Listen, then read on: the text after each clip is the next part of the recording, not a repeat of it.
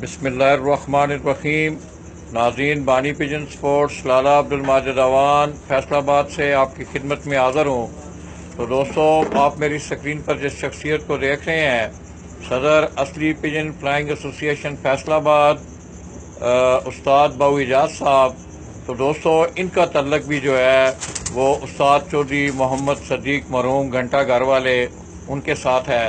और मैं आपको उनकी ये ब्रीड दिखाने जा रहा हूँ कि जो नील दुम्बी ब्रीड के हवाले से कल भी मैंने आपको कुछ कबूतर दिखाए थे।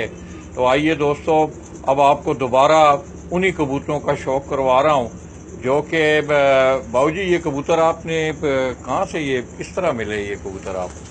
ये लाला जी कबूतर ਜਿਹੜੇ ਨੇ ਚੌਧਰੀ ਜ਼ਮਾਨ ਸਾਹਿਬ ਵੱਲੋਂ ਆਏ ਨੇ।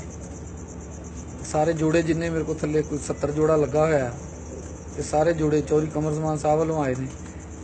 ਤੇ ਚੌਧਰੀ ਸਾਹਿਬ ਨੇ ਜ਼ਾਹਿਰਾ ਚੌਧਰੀ ਸਦੀਕ ਵਾਲੇ ਕਬੂਤਰ ਨੇ। ਇਹ ਸਾਡੇ ਵੱਡੇ ਉਸਤਾਦ ਜਿਹੜੇ ਸੀਗੇ, ਇਹ ਉਹਨਾਂ ਵਾਲੇ ਕੋਈ 40-45 ਸਾਲ ਤੋਂ ਇਹਨਾਂ ਦੀ ਜਿਹੜੀ ਹਿਸਟਰੀ ਆ। ਤੇ ਇਹ ਕਲਰ ਦੇ ਵਿੱਚ ਦੇਖ ਲਓ, ਅੱਜ ਵੀ ਉਸੇ ਤਰ੍ਹਾਂ ਹੀ ਨੇ।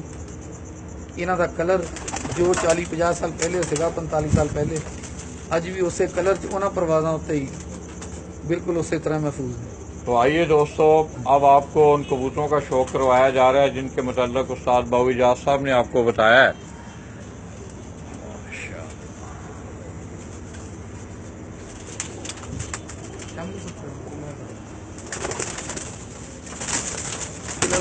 कबूतर काफ़ी तेज़ ने, मतलब कि बिल्कुल हथ नहीं लाने देंगे।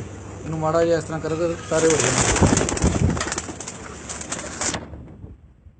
ये दोस्तों बाबू साहब बता रहे हैं कि बिल्कुल जंगली कबूतरों की तरह ये बहुत ज़्यादा तेज़ फुर्तीले, इनकी ये नेचर में ये बात शामिल है।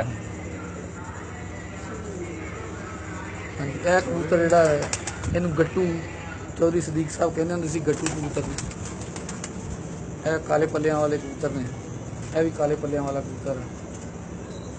यह कबूतर भी इन्हों के ही हैं। इस तरह के कोई थोड़े फिक्के भी विचों निकलते सी। बात करो ना जरा, आराम ना आराम ना।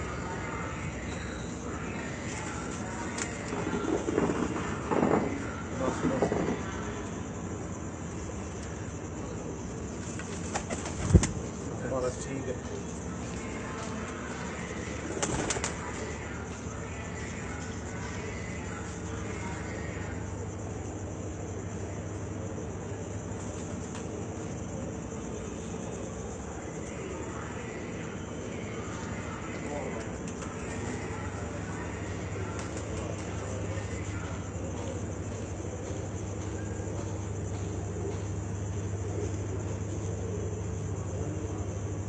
अगर मजीद कोई वीडियो देखनी, थले कमरे जोड़े लगे ने काफ़ी सारे, ये तो डे लाइट भी ऊपर लैके आते हैं।